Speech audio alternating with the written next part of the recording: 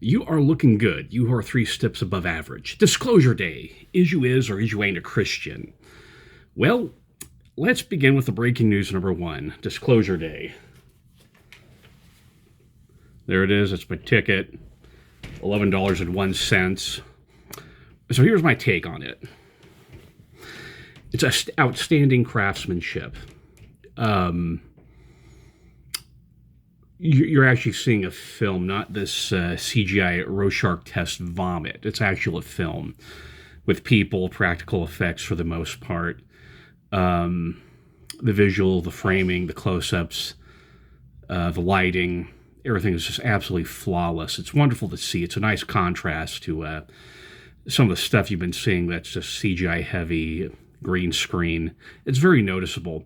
Another thing that I noticed too is foreshadowing. They're working with a complete script, so they could foreshadow things. You see things set up in the first 10 minutes of the movie that pay off later on. You have the setup and the payoff.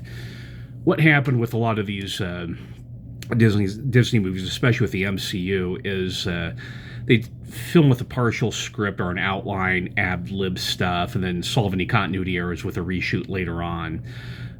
That's a problem. Most noticeably, if you ever saw the Thunderbirds, the ending of the Thunderbolts, excuse me. It's so bad I couldn't remember the name. The Thunderbolts. The ending, you could tell that was done with a reshoot. It was just tacked on. They didn't know what they were doing. They had to come up with something, so let's just do an ending. This movie has none of this, and it's just wonderful to see the movie as an organic whole. Casting was superb. Colin Firth. You could tell Spielberg really wanted to have Orson Welles play this role. The way he's, the beard, the hair, that's a classic old school Orson Welles. Emily Blunt is perfect. Spielberg has a good eye for casting Norman Rockwell-looking people and Norman Rockwell-looking actors. So they look like your average Joe. Someone's your neighbor. It adds a bit of a believability to this. So Emily Blunt was good. How she's able to hold this American accent for so long just astounds me. She can deliver. Her husband's good too. I actually have I'm going to be watching the Tom Clancy with her husband. Her husband, yeah, the only real Mr. Fantastic. So the story was a bit old hat. Emily Blunt, she's the the girl who's key to everything.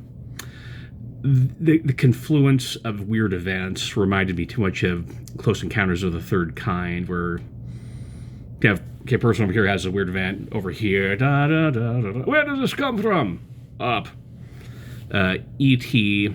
I saw Super 8 last year, so it felt like the story was something I'd seen beforehand. There are noticeable beats, patterns, and rhythms from old school Adam Punk. It's interesting, at certain points, the movie score reminded me of the old 50s Martian movies. We played The Day the Earth Stood Still with the Theremin.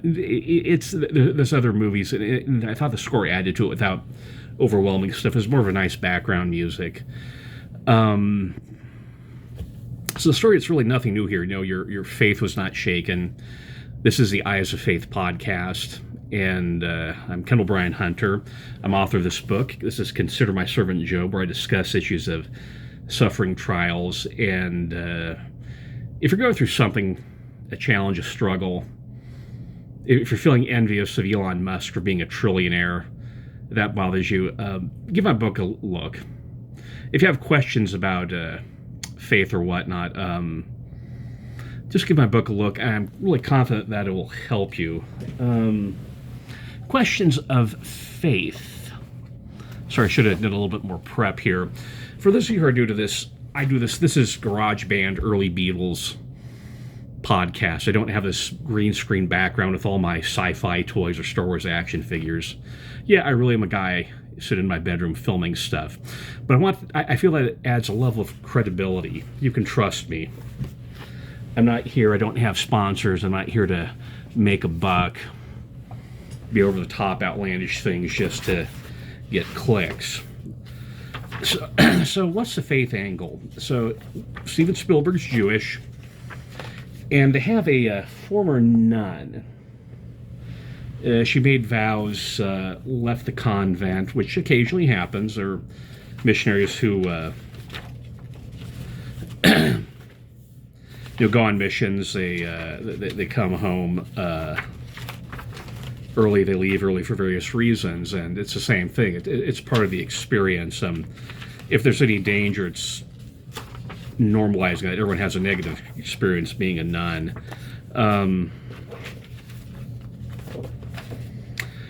So that was the main thing. As you expect, they hide out in the convent. That's probably the only spoiler I'll give. And then the former nun, gives the Marcus Brody speech.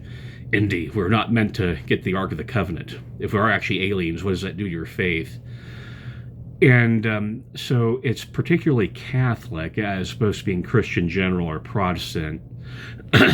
Like Reverend Lovejoy on The Simpsons, he's a broad Protestant, so you just know exactly what denomination he is.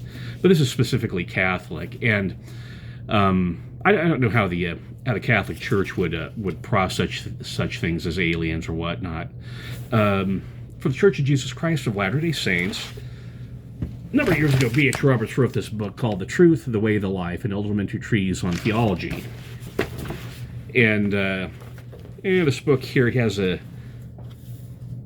section on the planets, the sidereal system, and he has this interesting graph here. You see that? That's a map of the solar system, the hand-sketched one, and then this is someone's interpretation of it, how our galaxy, the solar system drawn beyond all sanity. We think about these things about other planets. The Book of Moses begins with worlds without number have I created. These planets born, they're dying. The crucible of conception, then the fading funeral of these planets. They come and go, and they serve a purpose in God's creation. God watches over the planets. Section 88, you see God moving in His majesty and power when you look at them. Here's about this other question that we have, General Authority B.H. Roberts. Is the nature of the universe eternal or transient, caused or uncaused? So we process questions. The gospel's big enough. I mean, there's a tendency to reduce the gospel to a set of behavioral benchmarks and tasks completed. A lot of that comes from Eagle Projects and from meeting that atrocious monthly home teaching goal. But there's more out there. Certainly, something like this we could process. Although our understanding is that since we're all God's children, it's just not God ever on the planet.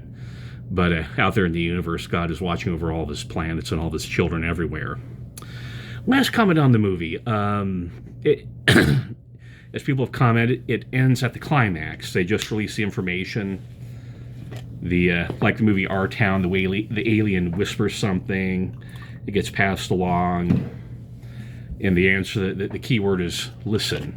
The movie ends. And semi-anticlimactic, what do you do? And, like he said, is that you have a Close Encounters, the first contact, you have E.T., extended contact. Then you have this, and where do you go with it? What happens?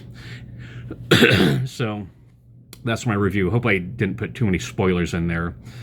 Apparently, the He-Man movie does the same thing. They end right when He-Man, what's called seizes the sword, figuratively, is that he accepts his identity. Luke Skywalker says, yeah, I want to be trained like Jedi Knight, like my father. And then it ends. Now, it's interesting, there are some trailers to this. Of course, they had when did you expect, the Odyssey, Christopher Nolan. There's a Jimmy Stewart biopic coming out with him enlisting. Here's a funny story. Jimmy Stewart was a well-established actor and then after Pearl Harbor, he decided to join the Army, specifically the Army Air Corps. He was a brigadier general was in the Air Corps, now the Air Force. And Ronald Reagan tells this funny story. He says that when he went to the enlistment office, part of the enlistment papers, where they had to say, how much money did Jimmy Stewart make? Well, he's a famous Hollywood actor. So he put it down there, and the enlistment officer did not believe him. He didn't believe he made this much money. So they had to call Jack Warner, Warner Brothers, to verify his income. Supergirl movie. Jason Momoa looks perfect as Lobo. He fits the role. Better than Aquaman. The problem is that the lead actress, Supergirl, insulted Christian men. So I forgive you for insulting me. I think there's something wrong with my faith. But I do have an obligation not to go to your movie, just to send a message that this type of bigotry towards Christians is unacceptable. Oh yeah, one more thing with the movie. Here's another spoiler, so skip ahead if you don't want to hear it.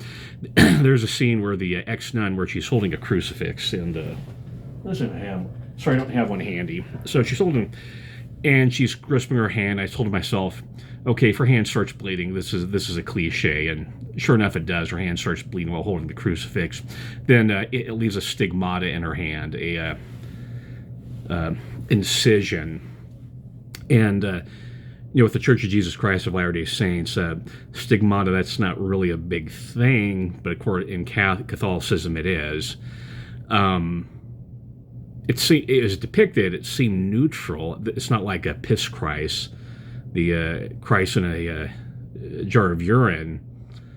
So the images were out there, and I guess you'd had to do the Rorschach test thing, the ink blot, read into it what you wanted to. So another trailer. It had this one. The movie's called One Night Only, and apparently it's a fantasy not high fantasy like Tolkien, but a urban fantasy where apparently there's this one night where single people are allowed to have sex and get away with it. That's enough to change the channel, hit the delete button, cancel your subscription. But the trailer started getting some graphic descriptions of intercourse, and I thought the trailer itself was rated R. So you see, make sure you plug your ears if you don't want to hear that. There's an appropriate place and time for sex, but I feel like that was an appropriate thing. That trailer should not have been approved for audience, as the saying goes. Breaking news number 2: SpaceX goes public. Just to be transparent with you, I'm about transparency. You, me, and the truth. We're in it together. I was able to get an advanced share at the 135 price. Apparently there's trillions of shares out there, but they only gave me one. So I had to buy some more shares on my own at the jacked up price. It was funny. It was going so high that there's a $9 difference between the prices. So my perspective, that this is like what it would have been like to invest in Ford years ago. You had all car companies, DeSoto, Hudson, Ford, General Motors, American Motors, what have you. Which one would be the king? You don't know, so you actually buy stock in all of them and then just watch as things whittle away. Same thing with this. I actually owned stock in Virgin Galactic, which was tanking. I wonder how many people were getting confused with space and SpaceX. People were selling off Virgin Galactic. I think that's part of the reason why you had this tech sell-off at the beginning of the week, is that people were selling it because they're going to reallocate for SpaceX in their mutual funds. But Ford 100 years ago, Apple in the 1980s, you had Atari, Commodore VIC-20, Trash 80s, and who would be dominant, you just didn't know. So you had to hedge your bets and invest in all of them and slowly withdraw as things were going. So I did invest in it. Now there's a scripture. Elon Musk is now a trillionaire. And in the Doctrine and Covenants, revelations given to Joseph Smith, and I'm not embarrassed to talk about him, it says that it is not given that one man should possess that which is above another. Wherefore the world lieth in sin. So when you have this, not income inequality, but wealth inequality, the world's lying in sin according to the scripture. And, you read in 3rd Nephi chapter 6 that this income and wealth distribution breaks up the church. That famous passage is that there is a ranks in the church. We have a file, then you have a rank, like on the chessboard. Ranks in the military, you have the sergeants, and then the corporals and privates, and you have the generals and the colonels, etc., the higher rank people. And it was due to their chances for learning. Some people just got lucky for learning. That gets into the thing is, are you building multi-generational wealth for your family? You make sure your kids don't turn into little snots because you're rich. But you're building multi-generational wealth using the plan that families like the Kennedy family use, these rich dynasties that go on and on for generation. Are you studying them, or are you implementing the same plan for your family so they have have a higher standard of learning and chances for learning? But it says that they had different chances for learning, and this income, this wealth, this rank split division broke up the church. 3rd Nephi chapter 6, verses 13 and 14. So it's absolutely sinful you have this wealth distribution, wealth inequality. Absolutely sin. The world lieth in sin because it's something sinful. But what's the solution? Coercion doesn't work. It didn't work in Russia. Didn't do it work with the Romanov family. Tsar Nicholas, Anastasia, didn't work for them. The wealthy are already taxed at 50% in America. Just Bill Maher will talk about it. Steven Spielberg, think about that with his wealth, although he probably has good accountants. I don't fault him for it. He has an obligation to protect his wealth. I do the same thing. Tax evasion versus tax avoidance. It was a voluntary choice for me to buy stock in Tesla and stock in SpaceX. No one coerced me. I used my agency to buy it, knowing what was going on. Like I said, I got the one of the advanced shares. That's a big question here. Okay, do you know what you're doing? How much of your portfolio is this going to be? How much are you committed to buy this? But this is rationale. I chose to do it, so it's my money, my choice, my body, my choice, except with vaccines. And Elon Musk, he's a preternatural prodigy. He's like Albert Einstein or Isaac Newton. You just get a person like Elon Musk once in 1,000 years. And I'm banking on that ability to have him reinvent the future. There's the age of Newton, the age of Einstein. Now we're in the age of Musk. Outer space or exploration will be have a lot to do with him. Like Steve Jobs, he's a genius. He also has really good taste and a really quirky sense of humor that I appreciate. But the scripture can't be broken. Something sinful. So how you do this is you create a culture of generosity, but then you change the tax code.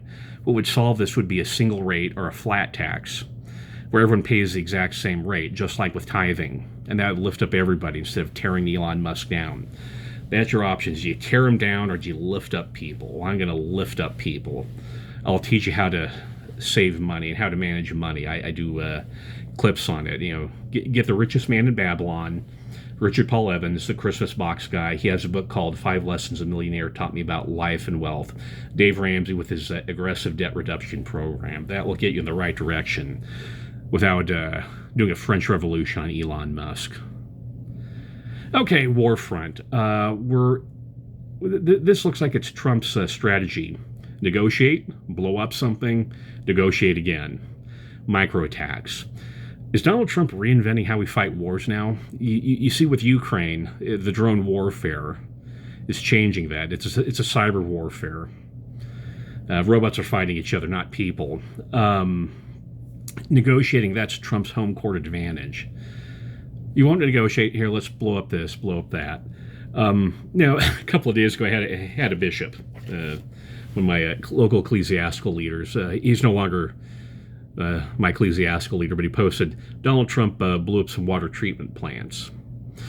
So I look at that, and you check the gamut, CNN, Fox, MS Now, your local affiliates, New York Times, London Times, the Telegraph.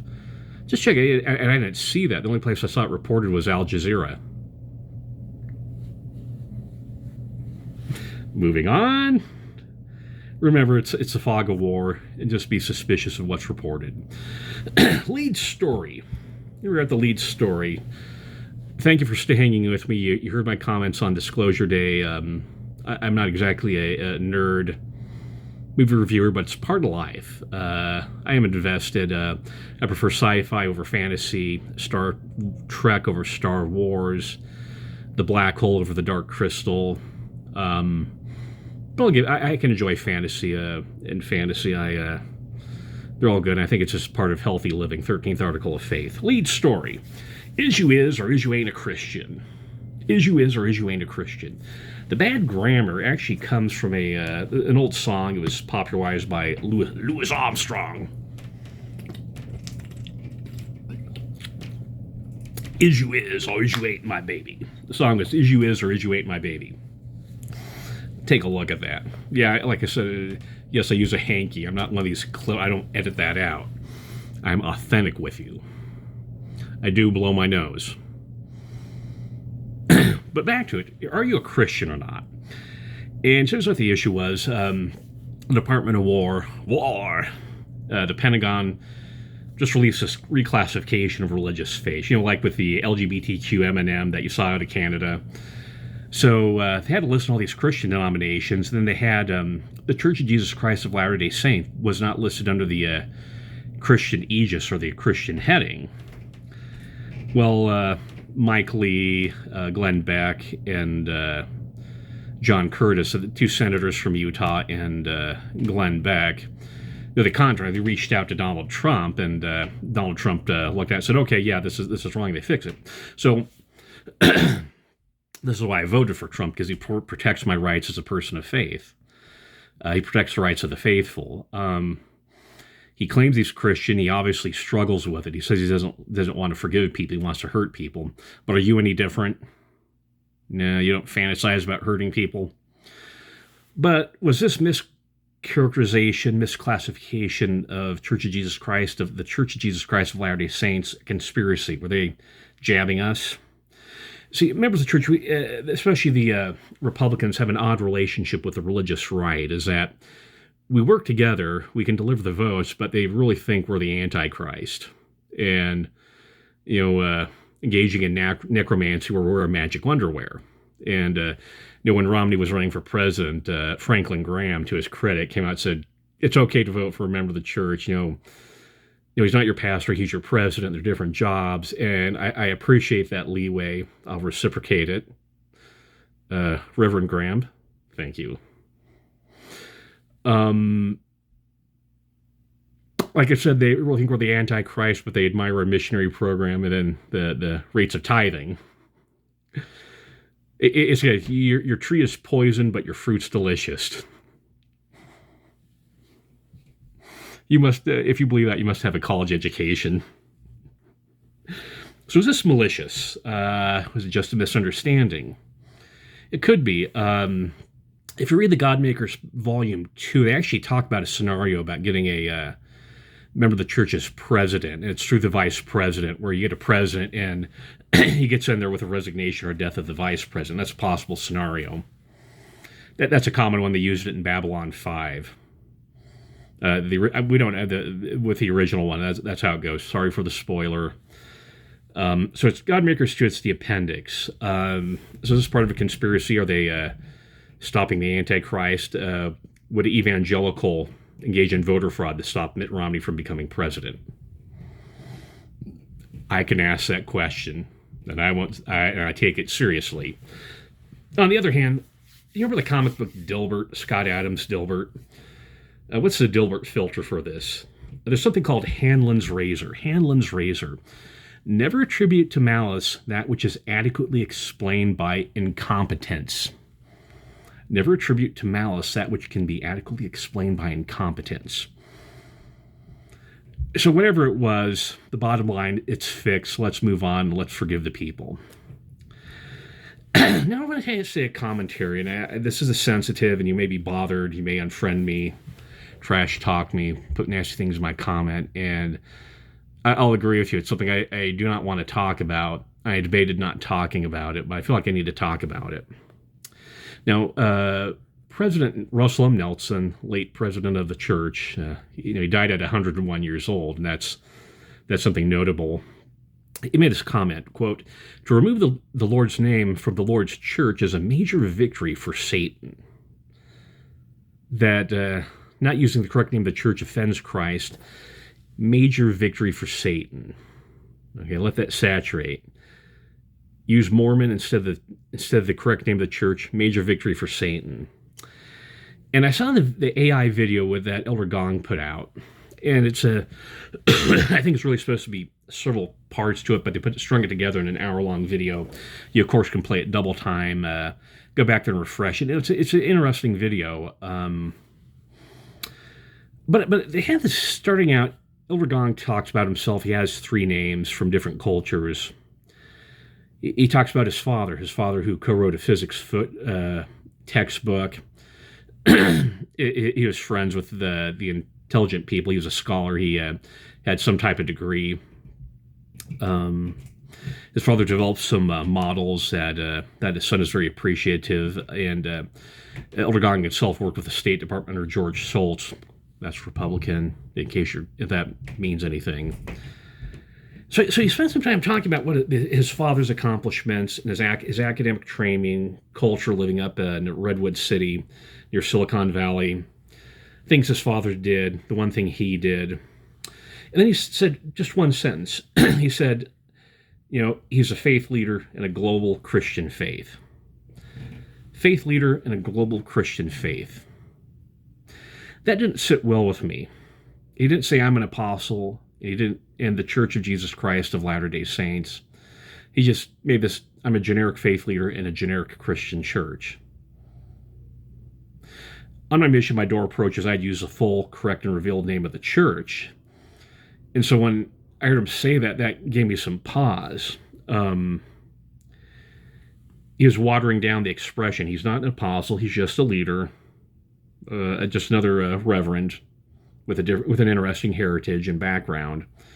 It's just a global Christian faith, not the Church of Jesus Christ of Latter-day Saints. So he did put Christian in there, use the name of Christ, but he didn't use the full name of the church. I'm a leader in this church. He didn't say he was an apostle in the Church of Jesus Christ of Latter-day Saints, and that didn't sit well with me. As always, I'm open to clarification and correction. So when the church hears this, they want to talk about it with me, post something online, post something in the comments, I will welcome it.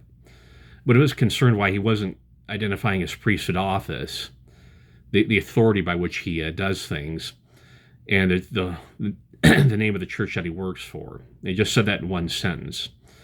It felt more like a policy wonk issuing a paper. I'm open to correction. Please correct and clarify things for me. News blips. We're at half an hour. Let's skimp this. They found some dead gray whales. This is the 12th one this year that washed into San Francisco Bay. Now, this is interesting.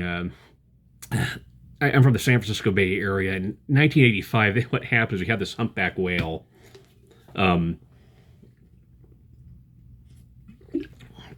Delicious.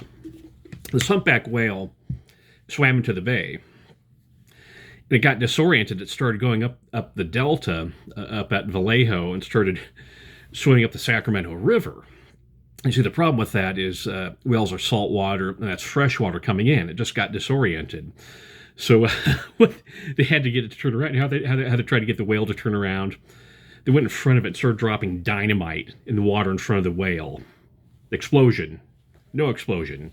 Danger. Safe. And apparently the whale got out, and I think the last sighting was around 1991. But yeah, it's actually a funny thing. And you ever see Star Trek 4, The Voyage Home? Whales? Yeah, that may have had some influence upon that movie. So that was Star Trek 4. That was a good one. That was an even one. America 250. I wouldn't say I'm proud to be an American. I'd say I'm grateful to be American with all due consideration to Lee Greenwood, and it's important for someone with me with a history degree from Brigham Young University. So yes, I am a white person with blue eyes who has a degree from Brigham Young University. I'm also a returned missionary. Does that bother you for me being so stereotypical? Let's talk a little bit about this book, Common Sense. This is Thomas Paine. He's a patriot. I don't know if you'd call him a founding father. He didn't sign any documents, but really important. Excuse me. As you can tell, my coughing's getting much better now. It was devastating last month. So Signet Class's 200th Anniversary Edition, Common Sense, The Rights of Man. And Thomas Paine, he wrote this pamphlet. He's actually British, came to America, got involved with things. He traveled around. Wherever the energy was, he'd follow it. So he wrote this book called a pamphlet. I remember my high school teacher, Ed Winberg, saying you go to the University of Berkeley Library, and they actually had a copy that you could pick up and read it, an original copy. But Common Sense, that is the book that converted a lot of people to break away with England. In fact, George Washington credits Common Sense for shaping his thinking. Let me give some quotes from the book Common Sense, hopefully without coughing. A long habit of not thinking a thing wrong gives it a superficial appearance of being right, and raises at first a formidable outcry in defense of custom. Time makes more converts than reason. Does that describe work? Does that describe church culture, family culture? Time makes more converts than reason. He also said, the cause of America is in a great measure the cause of all mankind. Many circumstances have and will arise which are not local, but universal, and through which the principles of all lovers of mankind are affected, and in the event of which their affections are interested. The laying of a country desolate with fire, sword, declaring war against the natural rights of all mankind, and extirpating the defenders thereof from the face of the earth, is a concern of every man to whom nature hath given the power of feeling, which class, regardless of party censure, is the author. How about this? Some writers have so confounded society with the government as to leave little or no distinction between them, whereas they're not only different, but they have different origins. Society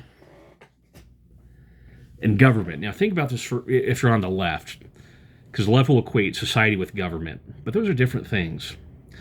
Society is produced by our wants and government by our wickedness. Society is produced by our wants, our needs, and government by our wickedness.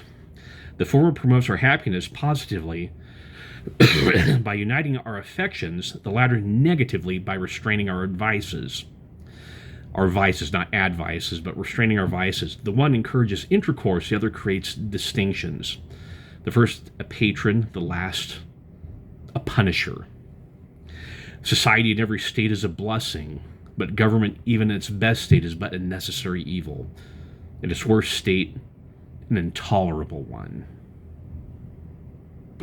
You persuaded? 'Tis not the affair of a city, a country, or a province, or a kingdom, but of a continent, of at least 1/8 of the part of the habitable globe. 'Tis not the concern of a day, a year, or an age. Posterity are virtually involved in the contest and will be more or less affected even to the end of time by the proceedings now. It's not a country. America is the cause of posterity. Think about the spirit of Elijah. Then he says this: we have it in our power to begin the world over again. Ronald Reagan would quote that. We have it in our power to begin the world over again. Every day you have that. Think about it. How do you use that power? What are you doing with that power to renew the world, renewing America, renewing your soul? Where's that take you? What are you doing? What should you be doing to remake the world, remake a better world, even establish Zion? Now, he wrote that, and he is forever a hero in the hearts of many people. However, Thomas Paine was a deist. That is, he wasn't a Christian. They believed something, you call it the Aristotelian God. And he wrote this book criticizing Christianity, both Judaism, Christian, just all religions. The book was called Age of Reason. Now this, he wrote it in two parts, years apart, part one and part two. This one has excerpts from part one. That's a little bit more palatable one. Part two is where he digs down and really criticizes the Bible. So maybe start with this one. If you like it, it's public domain. You can find Age of Reason on Gutenberg. But he explains his creed here. This is what he believes. Let's see if I can find it. I believe in one God. Okay, let's see. Yeah. Right, so man, the Christ is coming. Yeah, where is that? Right, so man, I can't find it in here, but I know it's in here.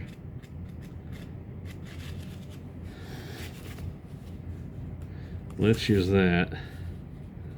Age of Reason. Oh, it's near the end. Ah, there it is. Yeah, so this is like excerpts from part one. It's kind of tiny in there. This is what he said. I believe in one God and no more, and I hope for happiness beyond this life. I believe in the equality of man, and I believe that religious duties consist in doing justice, loving mercy, and endeavoring to make our fellow creatures happy. But lest it should be supposed that I believe many other things in addition to these, I shall, in the progress of this work, declare the things which I do not believe, and my reasons for not believing them.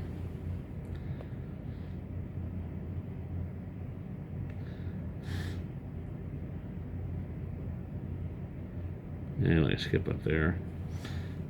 I do not believe in the creed professed by the Jewish church, by the Roman church, by the Greek church, by the Turkish church, by the Protestant church, nor any other church that I know of.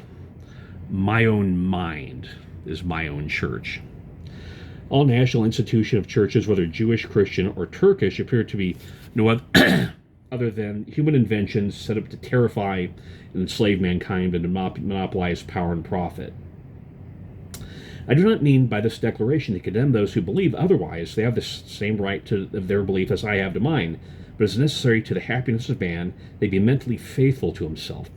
Infidelity does not consist in believing or disbelieving. It consists in professing to believe what he does not believe. And that's not true. That's actually hypocrisy, not infidelity. But it's interesting. In Benjamin Franklin's autobiography, he has a similar creed. I may actually do that next week, Benjamin Franklin's autobiography. So he's a hero. He's just common sense. Everyone read that pamphlet. In fact, Glenn Beck, a few decades ago, did Glenn Beck's Common Sense, trying to do a similar approach to it. This was during the Obama administration.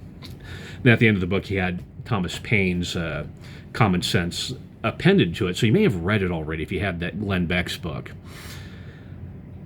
So before he published this, he farmed the manuscript around to Benjamin Franklin. And that's what Benjamin Franklin said. I thanked him for writing it, thanked him for his consideration. He said, it's really controversial. You ought to just burn this. Then he said, that's the first thing he said. The second thing he said, he that spits against the wind spits in his own face. He that spits against the wind spits in his own face. The last thing he said is, Thomas, if you think men are bad with religion, imagine what they'd be like without religion.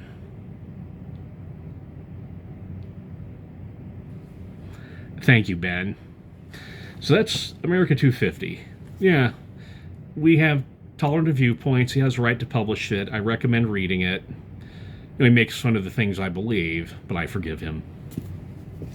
Forgiveness, that's a great operating system. You can either hate or you can forgive people. Hate people or forgive people. You hate people, you grow up being a hater. You forgive people, you grow up and you become a forgiving person. So we're at 39 minutes. Let's do the culture comment. Battlestar Galactica. So I have my notes here with the fanboy fan prop. So I actually was thinking about it, and I came to this conclusion. The reboot Battlestar Galactica is psychological abuse towards men. The reboot Battlestar Galactica's psychological abuse towards men.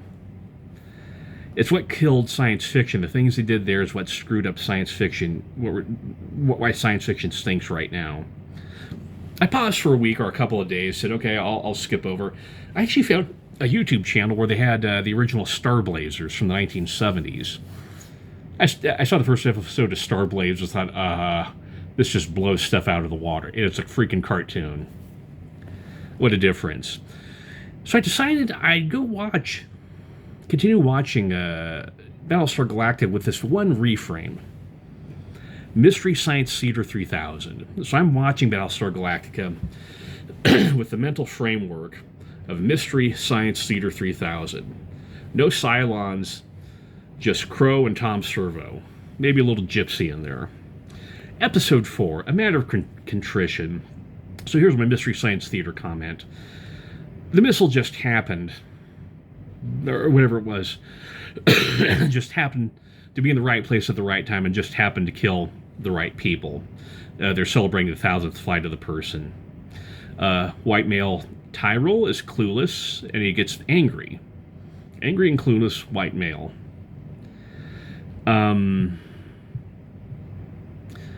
Yeah, so really weird. It's interesting because that whole scene with him killing off soldiers in the original series, what happened is some of the fighters came back and they didn't go through decontaminations. They had this disease go through it, so they had to train all the women how to fly the Vipers in the original series, so they're cannibalizing it, which it's okay, it's a reboot, they're supposed to do that.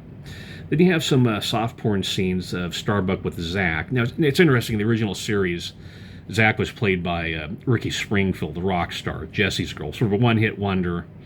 Kind of a fun trivia. Also this episode, President Roslin finally meets with a white male doctor. Now, being a white male doctor, he, of course, does everything completely wrong to embarrass this woman. He doesn't close the screen. She has to tell him to close the screen. She's in a gown. They have x-rays of her breast in the back, because that's where the cancerous tumor is. She has to tell him to shut the screen. As he's talking, he lights up a smoke. So when Starbuck smokes, that's A-OK, and it has no ill effects. When Colonel Ty is a drunk, he's panicking over his alcohol. And then when this doctor smokes, it's also a problem. You need to keep track of this stuff. He asks her to put it out, and she's going to told, I'm the mommy mode. I said so, I'm the mom. He chides her for waiting 5 years to get a breast exam, which is exactly what a doctor is supposed to do. The doctor's job is to get on your case for eating cheeseburgers a la mode. You eat cheeseburgers a la mode, yeah, the doctor's job is to tell you to that. And then she gives an excuse, and it's like, you're endangering your life by not getting proper medical treatment. The problem is this could have been a positive. She could have had a positive experience, because getting these medical exams are scary, and this trained woman would be scared to get a breast exam. If they did it differently, the doctor was very, okay, if they had a female doctor, that's less scary. But they had the doctor saying, okay, I'm glad you're here. I mean, I wish you had gotten there, but we're going to do this. We're going to tackle this. I'm here for you. It could have gone the other way, and it would have been great. But this one teaches one to be scared of getting breast exams and meeting a male doctor. That's all that does, and that's disgusting. Psychological abuse again. So President Roslin rejects the conventional treatment and opts for homeopathic treatment. The white male doctor scoffs at her and suggests prayer as he's leaving. So the white male is a person of faith and reluctantly wants to go with this alternative treatment. So this episode teaches women to be afraid of male doctors and be suspicious of conventional medicine, and to go with the homeopathic route. We go back to Starbuck. Starbuck is tasked with training the new fighters. I explained in the original series the men got sick, so the women had to be trained to be fighters. The core issue, and it gets to the core issue of the episode, the guilt of she had with Zach, is that she was engaged to Zach, so I'm against premarital sex. You were just watching a porn movie right there, and because of this relationship she had with Zach as her trainer, and then the matrimonial romantic relationship, if they're both officers, I think that'd be okay, but you have rules against fraternizing with enlisted men. But even then, if she was engaged, she wouldn't have been training. She would have, in order to prevent what happened, they have rules against that. They ignored that. I'm not sure why that was. Is that she's engaged and just having this affair with a student, and because of the romantic attachment and the social pressure, she knowingly passed her fiancé, who really was not qualified. And this falsified report saying that he was qualified led to his death. There's no court-martial, no life sentence in Astro Fort Leavenworth. She just cries about it and has a good cry about it, and everything's okay. She doesn't experience any consequences for her Uniform Code of Military Justice for falsifying a falsified report that led to the death of one of her students. She got away with it because she was a woman. And frankly, a hot chick, blonde hair, blue eyes, beauty bias, and a woman. Now, it's interesting. There's one comment. The ethics of emergency. Now, Adama, we found out there should have been a court-martial, and she should have been locked and sent out to the prison ship. I can't remember what it was called. From the earlier episode where they had Richard Hatch there. Yeah, she should have been court-martialed. However, they're in a state of emergency, so they had to let it slide. Now, what I mean by it's emergency ethics. Now, emergency ethics, that's a situation like COVID-19. You have basic ethics, that's the Ten Commandments, Sermon on the Mount, principles of common sense, the Book of Virtues. You have dilemma ethics, where you have to choose between two things. This is how movies work. Then you have emergency ethics, something like COVID-19 or 9/11. Now, during COVID-19, we did a lot of stuff that we wouldn't normally do. We had to do it due to the emergency situation. For example, the buses. On the public buses, they had us get in the back door of the bus. Now, there's historical baggage associated with being in the back of the bus. This is to protect the bus drivers. And since we didn't have the scanners there, or the pay machines, we got to ride free for about 2 years on the buses because there was an emergency going on. Now that the emergency is over, we go back and you have to pay through the nose. So let's see where we're at. So it's actually a correct call for Adama to leave her in place because they're scrambling for fighters, and just the situation didn't warrant the normal things you'd normally do in a time of peace. So let's take the race card. So you have Baltar, who is Lucifer Benedict Arnold, sex addict to an imaginary robot. You have Colonel Ty, John McCain surrogate, slobbering drunk, cheats at cards, another white male. Tyrol, mean bully to that young girl on his team. You have Billy, the chief of staff for the president, who is, can you help me go potty? That's so unreal. You get this kind of this aggressive student body president who would be more aggressive. Just look at the chief of staff of any president in the last 20 years, last 20 presidents. And now you have Dr. Grump. Dr. Grump, who's mean to her, the smoker. The Vice's Colonel Ty is a drunk. Dr. Grump's a smoker. So that's where we're at with the race card. See, it's a fanboy. I have to cut the corners on it, just like the pilot. Now, we do have the Eyes of Faith component to this. Well, we're almost getting to an hour. But my coughing's getting better. Maybe I should talk about an hour beforehand, before I do these, to reduce the coughing. You have the joke as she's training the new recruit. She says, I am God.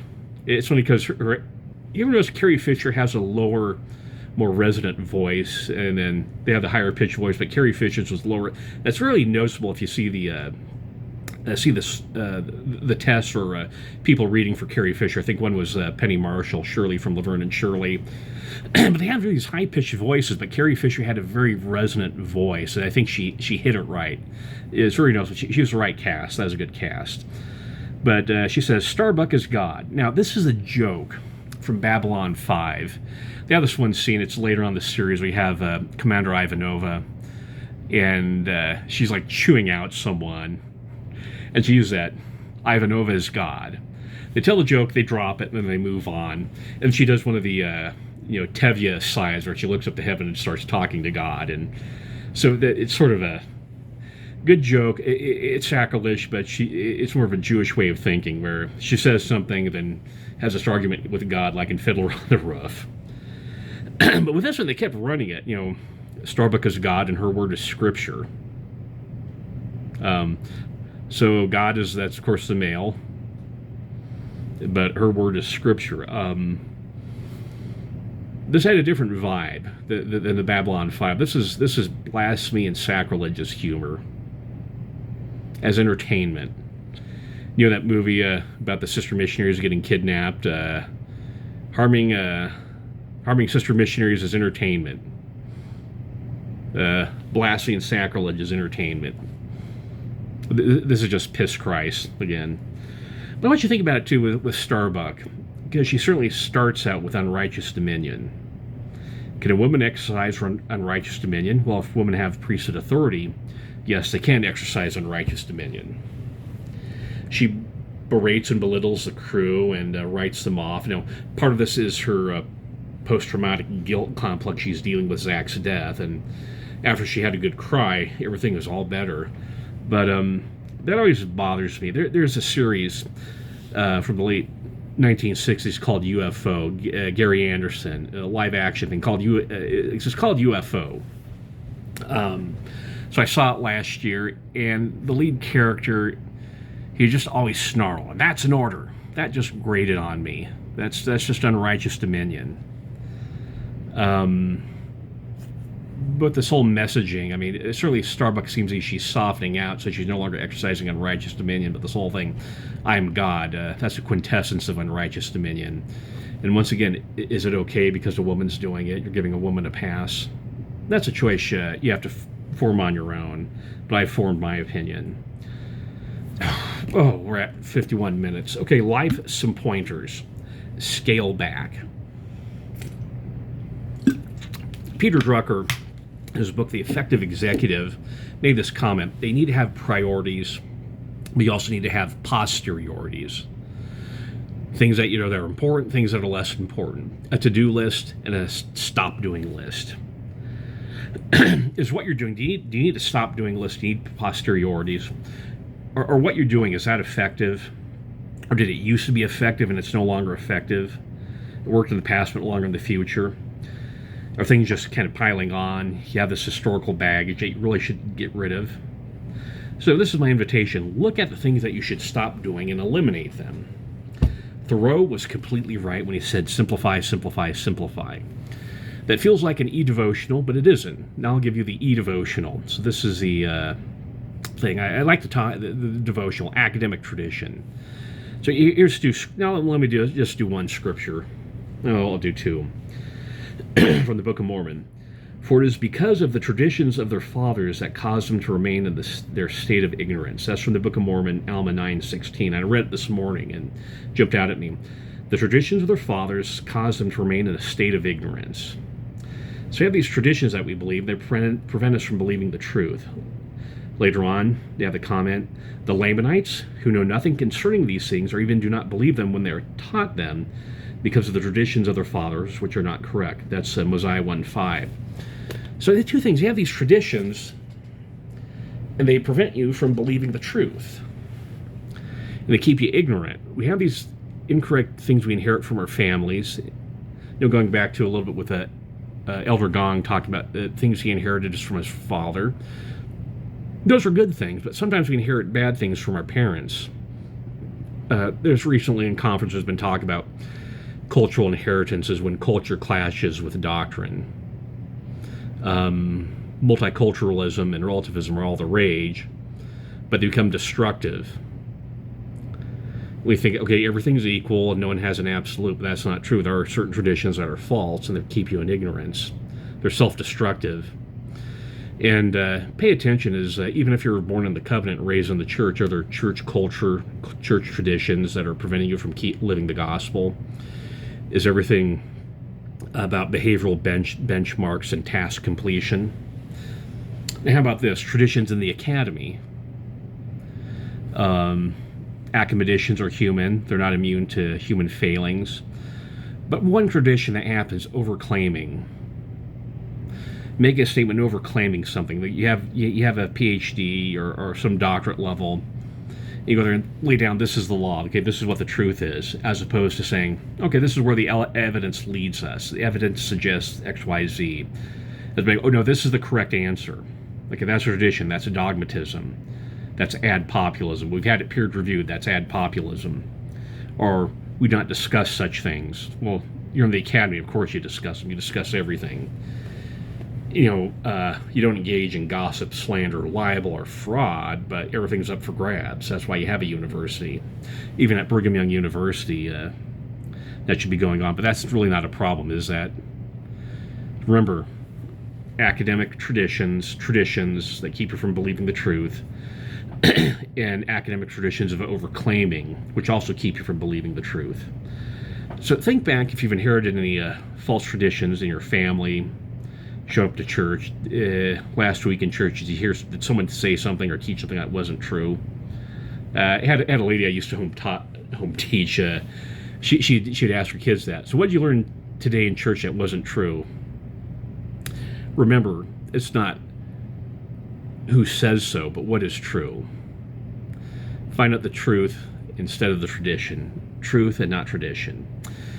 56 minutes, and that's the passing scene. Seen with the eyes of faith. Thank you.